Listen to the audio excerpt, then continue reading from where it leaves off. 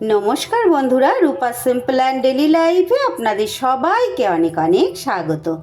আজ তৈরি করব ইলিশের এক নতুন রেসিপি, বেগুন দিয়ে ইলিশ ভাপা। ইলিশের ভাপা তো অনেক খেয়েছেন বন্ধুরা, তবে একবার এইভাবে বেগুন দিয়ে ইলিশের ভাপা তৈরি করে খেয়ে দেখুন।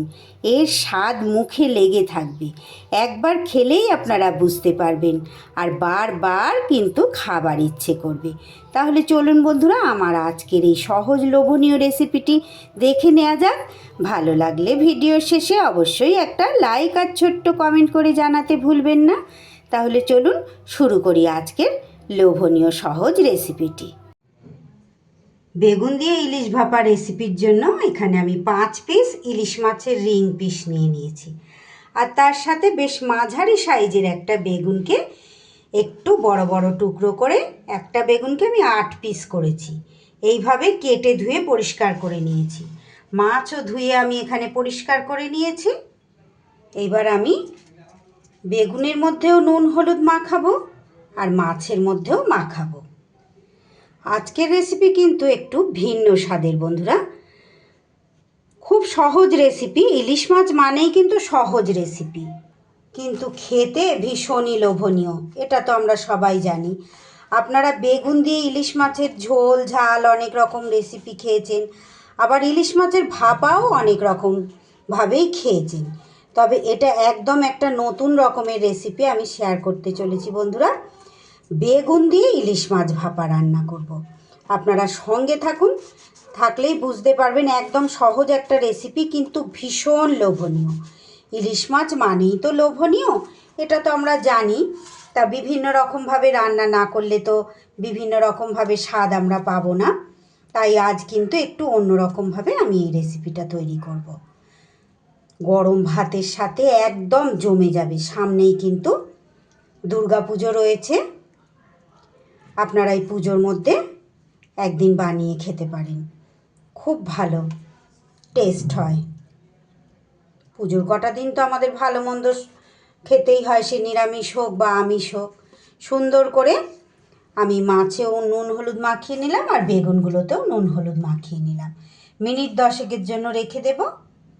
মাছ আর বেগুন সরিয়ে রেখে এবার আমি একটা মশলা রেডি করে নেব। এখানে আমি দিয়ে দিচ্ছি 1.5 টেবিল চামচ পোস্ত, দিয়ে দিচ্ছি 1 টেবিল চামচের একটু কম সাদা সর্ষে, আর দেব 1 টেবিল চামচের কম কালো সর্ষে।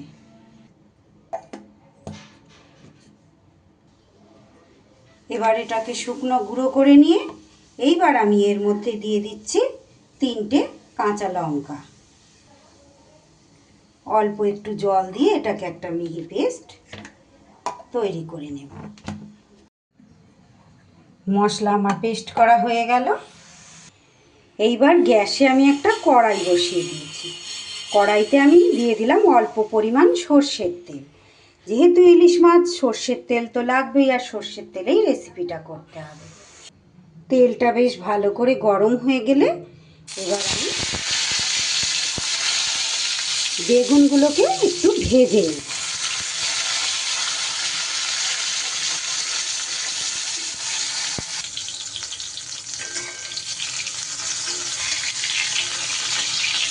বেগুনগুলোকে একটু উল্টে পাল্টে ভেজে নিতে হবে। এইভাবে একবার করে খেয়ে দেখবেন বন্ধুরা, কী যে স্বাদ লাগে, কী যে স্বাদ লাগে গরম ভাতের পাতে, কি বলবো। এইভাবে কেউ খেয়েছেন কিনা অবশ্যই আমাকে কমেন্ট করে জানাবেন বন্ধুরা। আমার চ্যানেলে নিত্য নতুন রেসিপি পেতে আমার চ্যানেলটাকে প্লিজ বন্ধুরা সাবস্ক্রাইব করুন। পাশে থাকা বেল আইকনটা অল করে রাখুন, যাতে যে কোনো নিত্য নতুন ভিডিও আপলোড করলে সাথে সাথে আপনাদের কাছে নোটিফিকেশান পৌঁছে যায়, আর আপনারা আপনাদের সময় মতো দেখে নিতে পারেন। আমার নতুন বন্ধু, পুরনো বন্ধু, সব বন্ধুকে জানাই অনেক অনেক ভালোবাসা, অনেক ধন্যবাদ, অনেক শুভকামনা। সকলের খুব মঙ্গল হোক এই কামনা করি। বেগুন যে খুব একেবারে অনেক সময় ধরে ভাজতে হবে তা না, কিছুটা সময় এইভাবে একটু ভেজে নেব।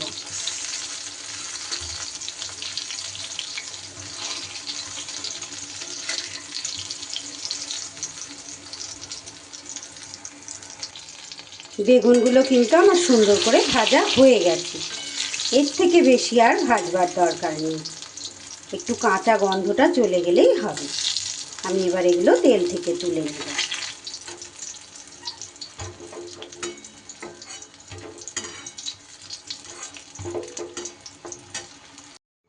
ভাজা বেগুনগুলো ঠান্ডা হতে হতে এবার আমি একটা টিফিন বক্স নিয়ে নিয়েছি। টিফিন বক্সের মধ্যে আমি পুরো সর্ষে পোস্ত আর কাঁচা লঙ্কার যে পেস্টটা করেছিলাম সেটা দিয়ে দিলাম। মিক্সির বাটিটা ধুয়ে অল্প পরিমাণ একটু জলও দিয়ে দিলাম। এবার আমি এর মধ্যে দিয়ে দেব 2 টেবিল চামচ টক দই, এটাকে ফেটিয়ে রেখেছি আগে থেকে। এবার এতে দিয়ে দেব পরিমাণ মতো হলুদ গুঁড়ো, দিয়ে দিচ্ছি পরিমাণ মতো নুন।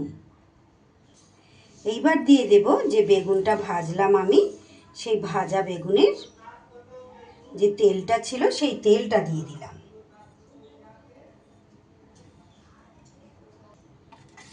এবার সব কিছু একটা চামচের সাহায্যে খুব ভালো করে মিশিয়ে নিচ্ছি।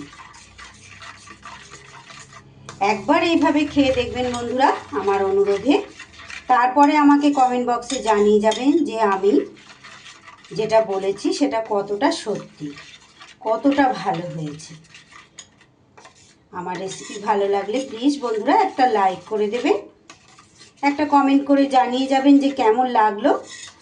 আর প্লিজ বন্ধুরা একটু বেশি বেশি করে বন্ধু বান্ধবদের মাঝে শেয়ার করে দেবেন।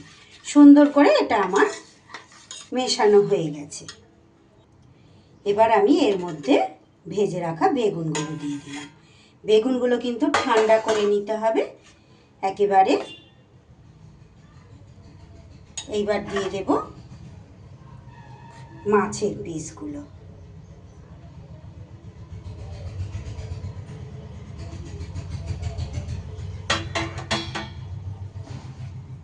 মাছের পিসগুলো একটু মশলার সাথে ভালো করে এইভাবে মাখিয়ে নিতে হবে।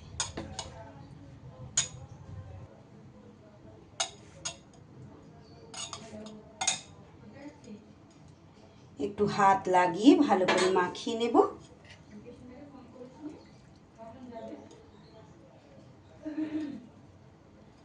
একটু এইভাবে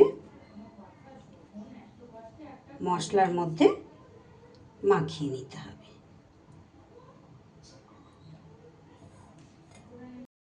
এইবার দিয়ে দেব ওপর থেকে চেরা কাঁচা পাকা লঙ্কা। এইবার সব শেষে দিয়ে দেব আমি কিছুটা কাঁচা সর্ষের তেল। যে কোনো ভাপা রেসিপির মধ্যে কাঁচা সর্ষের তেল তো দিতেই হবে। এইবার সব কিছু সুন্দর করে আমার সেট করা হয়ে গেছে। এবার গ্যাসে আমি কড়াই বসিয়ে জল দিয়ে কড়াইতে দিয়ে দিয়েছি একটা স্ট্যান্ড। এবার বসিয়ে টিফিন বক্সটা 15 মিনিট আমি ভাপিয়ে নেব। ফিরে এলাম আমি বন্ধুরা বেশ অনেকটা সময় পর। 15 মিনিট আমি ভাপ দিয়ে রেখে তারপরে দেখুন বন্ধুরা ঠান্ডা করে টিফিন বক্স খুলে নিয়েছি। কতটা লোভনীয় দেখতে হয়েছে, খেতেও কিন্তু অসাধারণ হয়েছে। দেখুন বন্ধুরা কতটা লোভনীয় দেখতে লাগছে। আমার আজকের রেসিপি বেগুন দিয়ে ইলিশ ভাপা কেমন লাগলো বন্ধুরা? ভালো লাগলে দেরি না করে আগামীকালই ট্রাই করুন। ভালো লাগলে একটা লাইক করে দেবেন, ছোট্ট একটা কমেন্টের মাধ্যমে জানিয়ে যেতে ভুলবেন না। বেশি বেশি করে শেয়ার করে বন্ধু বান্ধবদের মাঝে সবাইকে দেখার সুযোগ করে দেবেন। সবাই ভালো থাকবেন, সুস্থ থাকবেন। ধন্যবাদ।